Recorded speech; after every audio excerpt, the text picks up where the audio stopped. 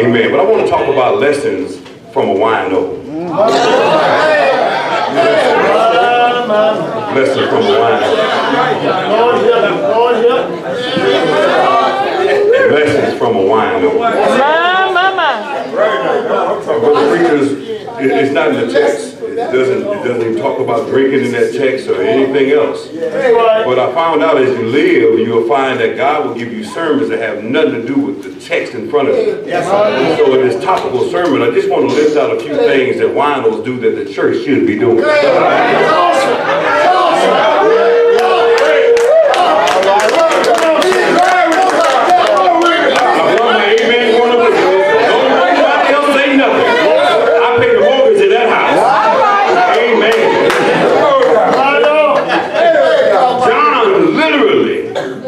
Closes his book with the reason why he wrote the whole text. In chapter 20 and verse 31 of that text, there it says he didn't write everything that the Lord did, but he wrote enough that we might believe that he was the Christ. That's important to know, because sometimes the purpose of the book is in the beginning, but the purpose of his book was in the end. He strings us along as he shows us Jesus in a panoramic view. Everything about his birth, all the way to his death, and then his resurrection. Jesus did many signs, some stuff they couldn't even talk about. But I'm glad they wrote enough that I can believe he is the Lord. John wrote at a time that the church was being persecuted. We don't walk around now, we walk around with big crosses on our necks, and everybody with our Bibles are big, and we tell everybody we're born again. But back in them days, if you was a Christian, they were trying to find ways to kill you. Let me say that again. Back in antiquity, they were trying to find ways to kill you. So John wrote some 50 years after the Lord had resurrected and went on back to heaven. So sometime around AD 85, he took the time in Ephesus to write us a letter. You guys, let me say it again. Sometime around 85 AD, John took the time out to write a letter to us today. Tell us about the lessons of a wino. John wrote about things that nobody else talked about. The Synoptic Gospels, they kind of mirror one another. But in the book of John, he talks about stuff nobody else knows. If you look at chapter 13, you see that John was the beloved disciple, and he laid in the bosom of the Lord Jesus Christ. Y'all don't have to say that. When I thought about that, think about John. He's with all the other 12, but everybody don't get to do what John does. John has some personal relationship with the Lord. Lessons from a wino. When I think about the text, I said, well, Lord, how can that short 4 or 5 words really tell us the lessons of a wino? Well, on the way home, I was talking to my wife. I said, Neil, write this down. Lessons from a wino. Because some of the things that winos do, we don't do. John wrote a letter. He was trying to get us prepared to let us see that it's important to let the Holy Spirit be your guide. Some of us let the horoscopes be our guide. We'll look in the paper every single day and get our horoscope out. And then we'll plan our day based on the horoscope. You know, some of the folks writing horoscopes have been dead for years, and they just use their names still on the paper.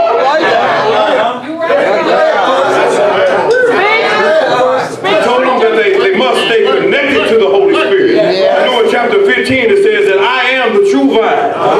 If you want to stay connected, you got to stay connected to the source. But then John goes on. He wants to tell us that Jesus is omnipresent. He's everywhere at the same time. And he's the only person that actually saw God. It's in chapter 1, verse 18. He said, he hath been with God. Can I teach you one more sentence? He's perfect. In his tense, it means he was with him before. He'll be with him now, and in the future, he'll still be with God. Y'all have fun. I know y'all preachers be teaching up here.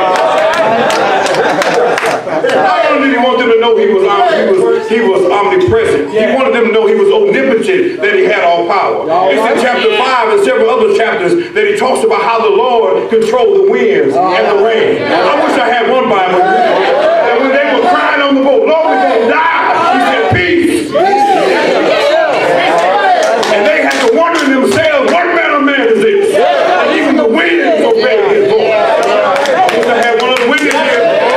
Lessons from a wino. Then finally, after he talked about his omnipresence and his omnipotence. He wanted to tell them he was omniscient. The Lord knows. He knows everything. There is no place you can hide from the Lord. You might not play the lottery in Alexandria, but if you want to leave to buy tickets, God can still see you.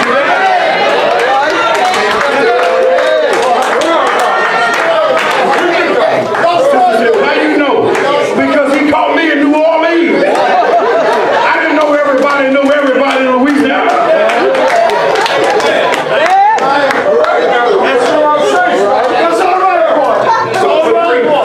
Three quick things. John was emphatically in love with the Lord. And he wanted to let everybody know who Jesus was. All right.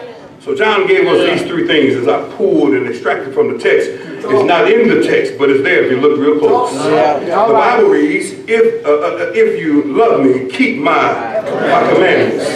Now you do know the whole Bible is God's commandments. And Jesus is the second person in the triunity of God. And so everything from Genesis all the way to Revelation is the Word of God, which is literally Jesus talking to us. Amen. I'm going to move on before I get in trouble. The first thing he told us that we ought to be getting together. Yeah, y'all know the text. Don't see Hebrews 10:25 says, oh, ain't nobody here.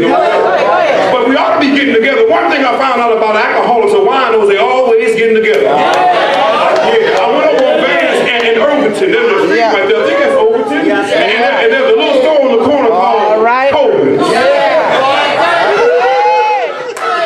And right across the street from Coleman's, there's a pin oak tree. Early in the morning, late in the midnight hour, at noontime, they are getting together. Can I give y'all some help today? In 2018, don't be like 2017. Don't wait on everybody else to come. You get it together.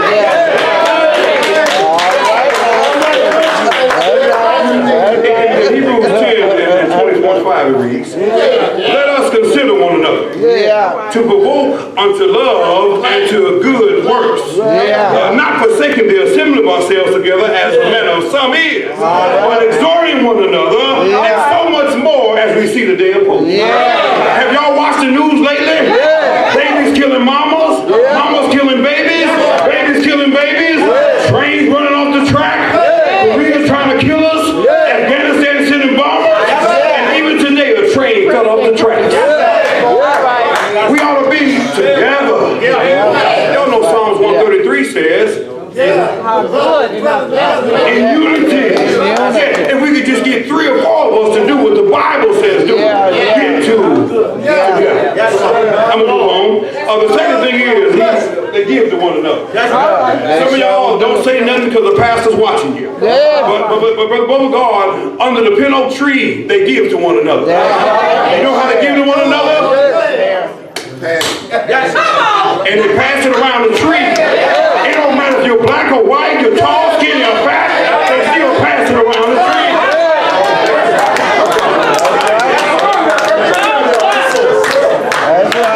When they get together on purpose. Don't nobody come to the pin oak tree to hang out. Everybody came there with their drinking appetite. You ought to be that way in church. When you get together, you ought to be here to give somebody something. Tell somebody it's going to be all right. Your weeping may endure for a night, but joy.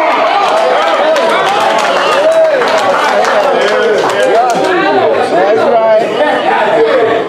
They give to one another. They sure do. After I told my wife that I had to come to the VA hospital, so after my appointment, I just went down there and parked by the church. And I looked through my binoculars.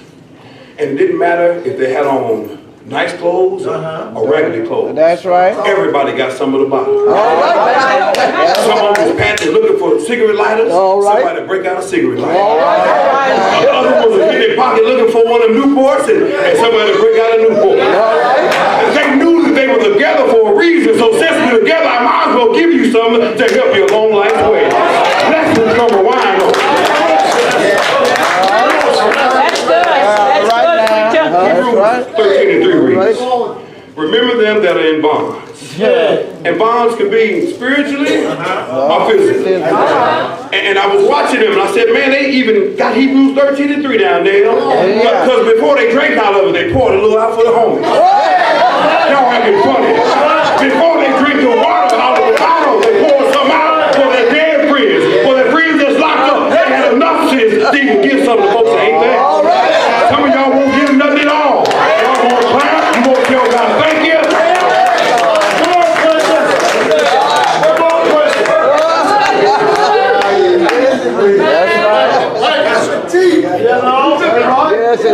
All right. That's good. They get together.